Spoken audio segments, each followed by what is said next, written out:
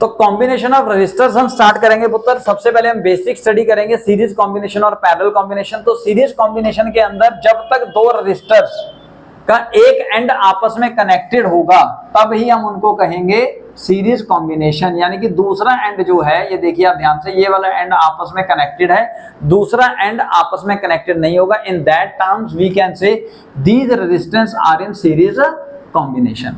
अगर third resistance हुआ तो वो सेकंड के साथ या फर्स्ट के साथ कॉमन आएगा एक एंड, ठीक है जी।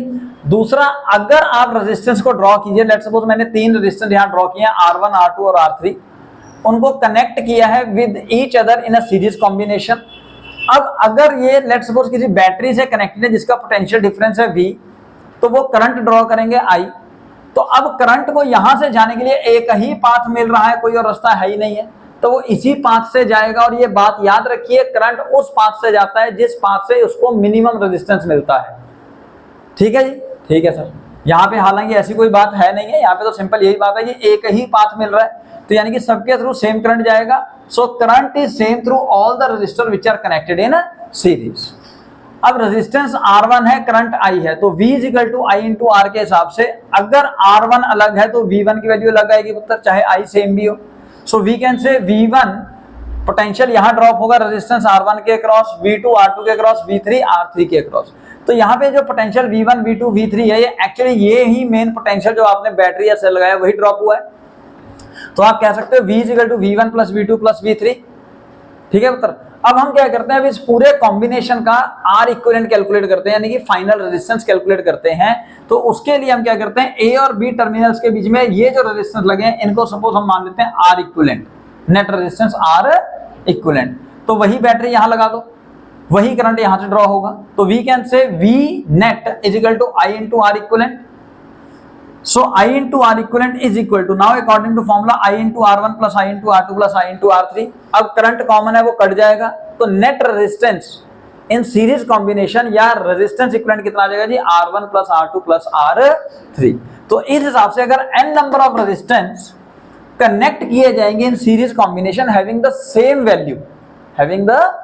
वैल्यू, सपोज मैंने यहाँ पे स्मॉल r रखा है, तो जो नेट R इक्विवेलेंट आएगा that is equal to n into small r।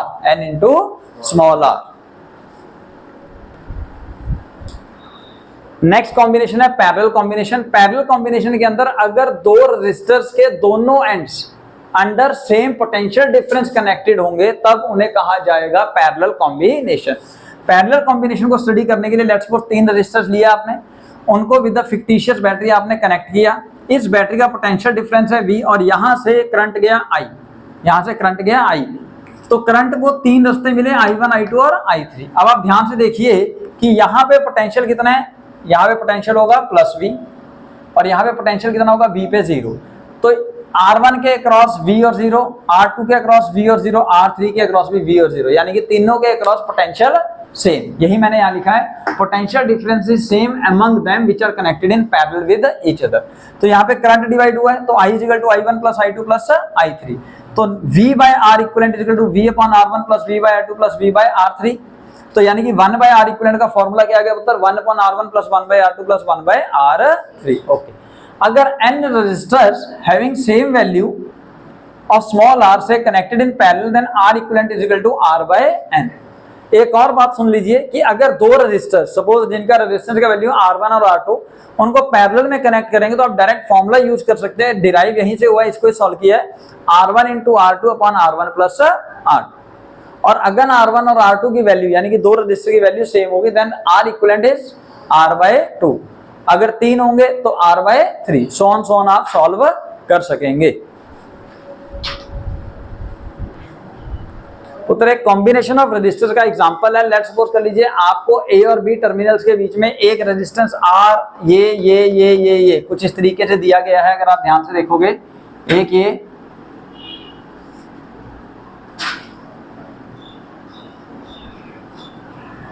ये आपका बेसिक डायग्राम था, सब रेजिस्टेंस की वैल्यू R है।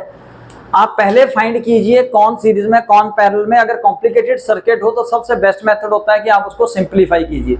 सिंपलीफाई करने के लिए आप बिल्कुल एंड में चले जाइए उस सर्किट के और वहां से सॉल्व करना शुरू कीजिए। तो यहाँ पे आप देखिए ये दोनों आपस में सीरीज में है, तो R और R सीरीज में होगा तो 2R, अगर आप उसको ड्रॉ करें बाकियों को ऐसे ड्रॉ कर लीजिए। तो अब ये 2R और ये वाला R पैरेलल में होगा। पैरेलल में ये फॉर्मूला लगाया है R equivalent is equal to R1 into R2 upon R1 plus R2 करके। अदरवाइज आप डायरेक्टली भी सॉल्व कर सकते हैं, दोनों सॉल्व करके दिखाए हुए हैं। तो 1/R नहीं चाहिए आपको, R इक्विवेलेंट चाहिए, तो वो 2/3R आएगा। तो 2/3R इन दोनों का लिख लिया पुत्र, बाकी तीनों रजिस्टर ऐसे लिख दिए हमने। अब ध्यान से देखें तो ये वाले दोनों सीरीज में है, तो 2/3R प्लस R यानी कि 5/3R हो गया। अब 5/3R और ये वाला R आपस में पैरेलल में है, तो इसको यहाँ पे सॉल्व किया, then we will get a value of 5/8R। अब 5/8R और ये वाला R, ये देखिए अब ये दोनों सीरीज में है, तो फाइनल आंसर आएगा 13/8R।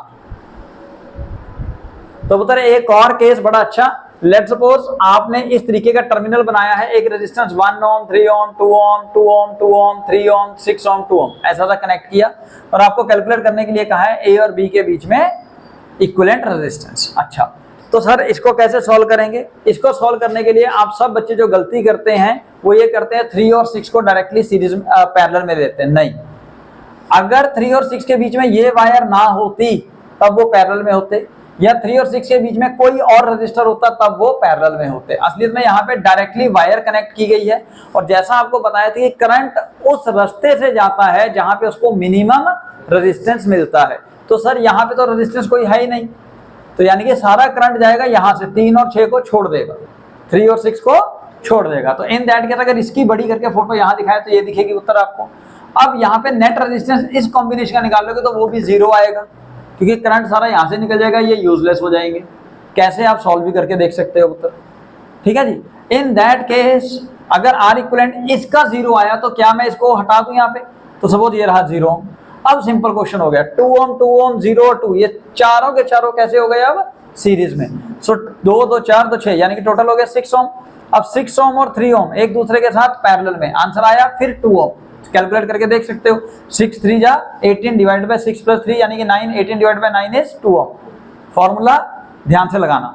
अब उत्तर यहाँ पे देखिए 1 ओम 2 ओम और ये वाला 2 ओम जो साथ में चल रहा है, ये कैसा है सीरीज में, करंट एक ही जा रहा होगा ना, तो सीरीज में। तो 1 + 2 + 2 टोटल हो गया 5 ओम। फाइनल आंसर इज 5 ओम। खुश।